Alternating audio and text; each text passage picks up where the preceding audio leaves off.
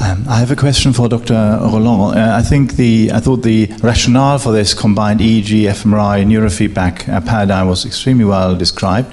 And of course, you're aiming to do a very conservatively controlled study where your differential effect size in the combined group is probably going to be lower compared to either intervention than to a placebo control.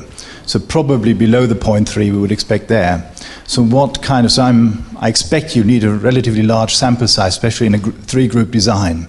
What are your plans there? Is this going to be a multi-center study? How many patients have you planned to recruit at this stage?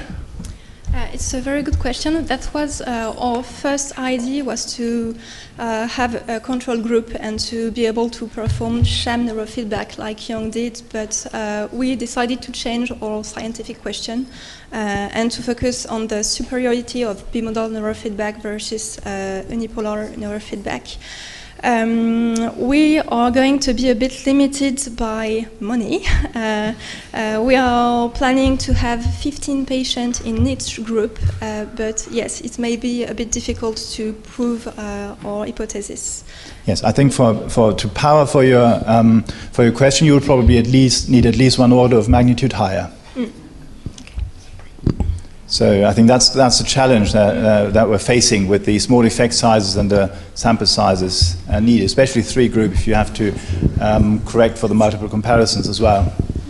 Absolutely. If we have any more funding, that will be our priority to improve the number of patients. Or perhaps at least define one primary comparison as not just a primary outcome measure, but also one primary test, the key group comparison. Possibly the bimodal versus fMRI, at least you would save you two tests, perhaps. J'ai deux questions sur le feedback. La première, c'est le fait de donner une photo, enfin que les participants viennent avec une photo. Est-ce que ça va pas un peu biaiser la stratégie de remémoration d'un événement positif? Ils vont peut-être juste coller à l'événement qui correspond à la photo. C'était la première question. Et la deuxième question, c'est du coup, comment vous allez faire pour combiner EEG et IRM s'il n'y a pas les deux jauges? C'est quoi mais alors, c'est le truc de la coloration et du contraste, c'est ça? Oui, exactement. Alors, pour la première partie de la question, c'était la question en effet qu'on s'était un peu posée, notamment sur le plan de la motivation, en disant finalement, au bout de la 5e session de neurofeedback, est-ce que nos patients ne vont pas être un peu fatigués par se focaliser sur le même événement positif et avoir tendance à un peu se fatiguer. Après, on va rester sur des protocoles de neurofeedback entre 20 et 30 minutes sur 5 sessions. Donc on s'est dit que c'était quand même faisable. En effet, ça présuppose que les patients restent sur le même souvenir positif.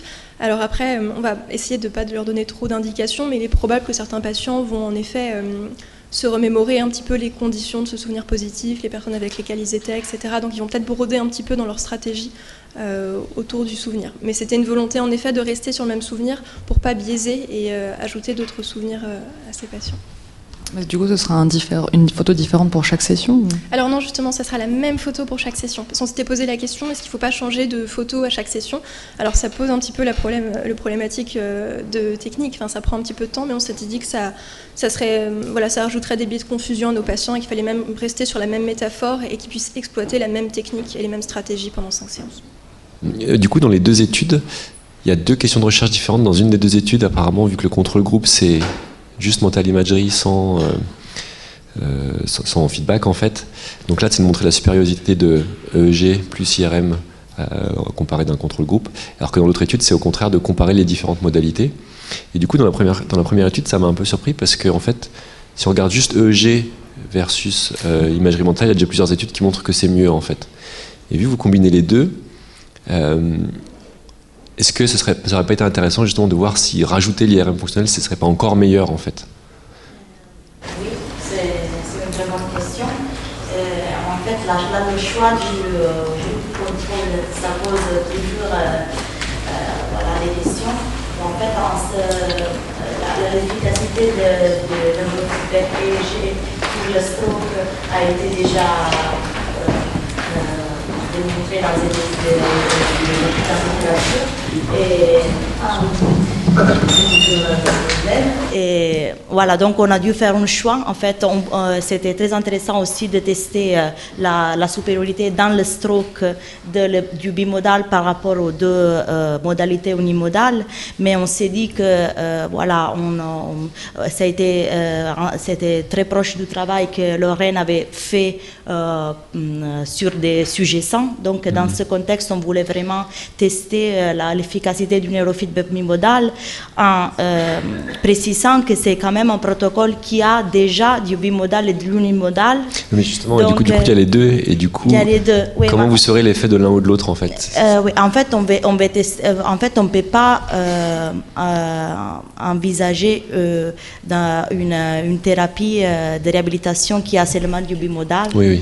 Donc, on propose ce type de protocole pour tester, en fait, si la stratégie d'activation motrice développée pendant les sessions bimodales où le patient a accès à des informations plus riches parce que provenant aussi dans l'IRMF, peut être transféré de manière efficace aux sessions unimodales pour imaginer un jour de commencer avec des sessions bimodales et terminer ou continuer la thérapie avec l'unimodal seulement, mais en unimodal, peut-être Isabelle Monin peut répondre aussi, ajouter à ma réponse. Je suis médecin MPR dans ce service-là et le protocole, en fait, c'était pour avoir feedback sans feedback. Imagerie motrice sans feedback versus imagerie motrice avec feedback. Un feedback bimodal, soit, mais c'était vraiment pour comparer avec ou sans feedback, la même tâche avec ou sans feedback, en fait.